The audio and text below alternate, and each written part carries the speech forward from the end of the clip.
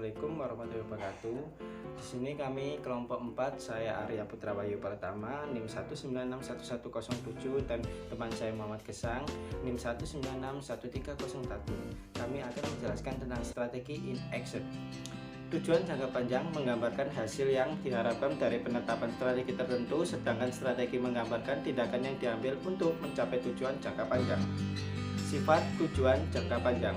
Dalam menyusun tujuan jangka panjang harus mempunyai karakteristik yang kuantitatif, measurable, dan diukur realistis, understandable, challenging, irrational, obtainable, dan congruent, yang dihubungkan dengan timeline. Sifat tujuan jangka panjang. Tujuan keuangan dan tujuan strategis. Tujuan keuangan mencakup hal-hal yang berkaitan dengan pertumbuhan pendapatan, pertumbuhan laba, dividen yang lebih tinggi, margin laba yang lebih besar, laba per saham yang lebih tinggi, harga saham yang meningkat, pengendalian atas investasi, ROI yang lebih besar, laba per saham yang lebih tinggi, harga saham yang meningkat, arus kas yang membaik, dan seterusnya. Tujuan strategi mencakup hal-hal yang seperti pasar yang lebih besar, waktu pengiriman yang lebih cepat dibandingkan pesaing, gaya yang dibandingkan pesaing memperoleh sertifikat ISO yaitu 14001 atau 1401, menjadi pemimpin teknologi secara konsisten, menghasilkan produk yang baru atau lebih baik pendahului pesaing. Sifat tujuan jangka panjang. Balance scorecard merupakan salah satu strategi evaluasi dan teknik pengendalian. Balance scorecard yang efektif mencakup kombinasi antara tujuan strategis dan tujuan finansial. Jenis strategi.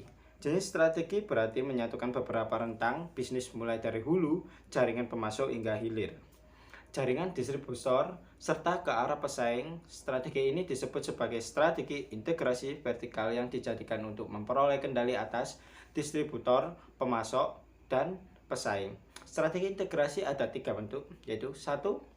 Strategi integrasi ke depan adalah strategi yang dijalankan untuk memperoleh kendali di atas jalur distributor, distribusi mulai dari distributor hingga retailer. Strategi integrasi ke belakang digunakan dengan memperoleh kepemilikan atau meningkatkan kendali atas perusahaan pemasok, baik manufaktur maupun retailer, membutuhkan bahan baku dari pemasok. Dan strategi integrasi horizontal mengarah pada strategi yang memperoleh kepemilikan atau meningkatkan kendali atas perusahaan pesaing. Strategi intensif kelompok. Strategi ini disebut sebagai strategi intensif karena masyarakatnya berbagai upaya yang intensif untuk meningkatkan posisi kompetitif perusahaan dengan profit yang ada. Penetrasi pasar. Strategi ini dijalankan untuk meningkatkan market share dari produk yang ada melalui usaha-usaha pemasaran yang lebih gencar.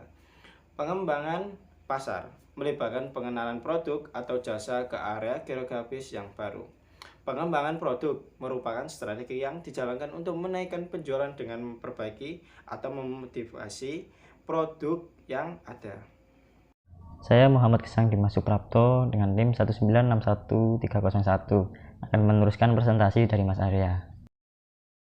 Strategi diversifikasi merupakan strategi pertumbuhan di mana perusahaan memperluas operasionalnya dengan berpindah ke industri yang berbeda atau menghasilkan produk yang berbeda, yaitu diversifikasi terkait dijalankan dengan menambah produk baru yang masih terkait dengan produk yang ada saat ini, baik keterkaitan dalam kesamaan teknologi, pemanfaatan fasilitas bersama, atau dengan pemasaran yang sama. Diversifikasi yang tidak terkait, yaitu strategi diversifikasi tidak terkait adalah strategi menambah atau menciptakan produk baru yang tidak terkait dengan produk saat ini kepada pelanggan saat ini. Strategi defensif.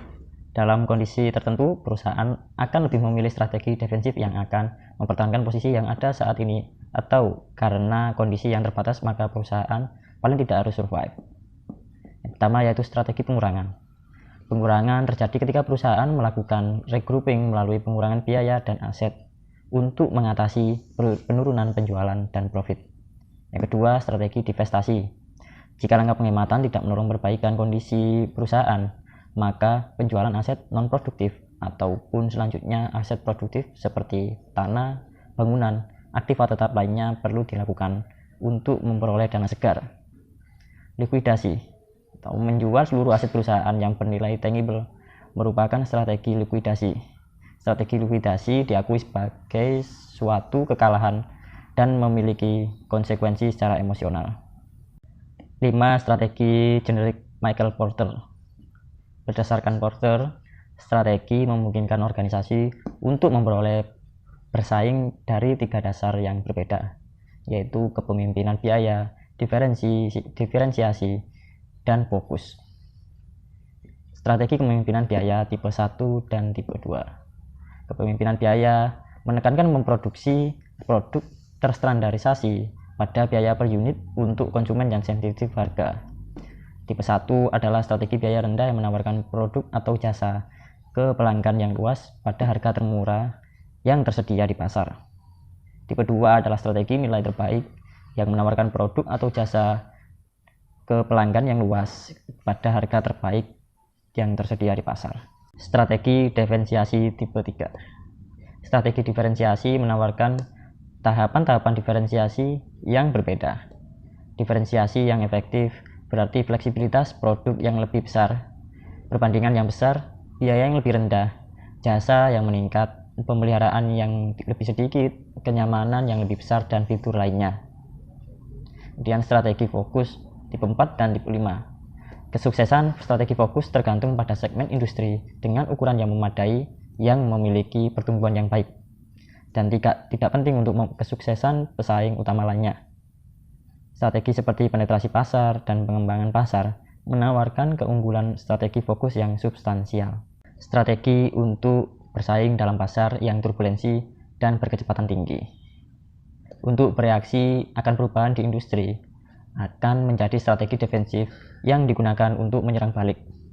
Strategi bereaksi terhadap perubahan tidak akan seefektif strategi mengantisipasi perubahan, yang akan memerlukan dan mengikuti rencana untuk menangani perubahan yang diharapkan. Menjadi pemimpin atau pionir dalam pasar berkecepatan tinggi adalah strategi yang agresif dan ofensif, yang melibatkan penggerakan produk generasi selanjutnya untuk selangkah lebih maju dari pesaing dan menjadi proaktif secara berkelanjutan dalam bentuk pasar untuk keuntungan satu pihak. Walaupun strategi pemimpin perubahan adalah terbaik, kapanpun perusahaan memiliki sumber daya untuk mengikuti pendekatan ini, pada akhirnya bahkan perusahaan terkuat dalam industri yang turbulensi harus menggunakan strategi bereaksi terhadap pasar dan strategi yang mengantisipasi pasar. Sekian video presentasi dari kelompok kami. Akhir kata kami ucapkan terima kasih. Wassalamualaikum warahmatullahi wabarakatuh.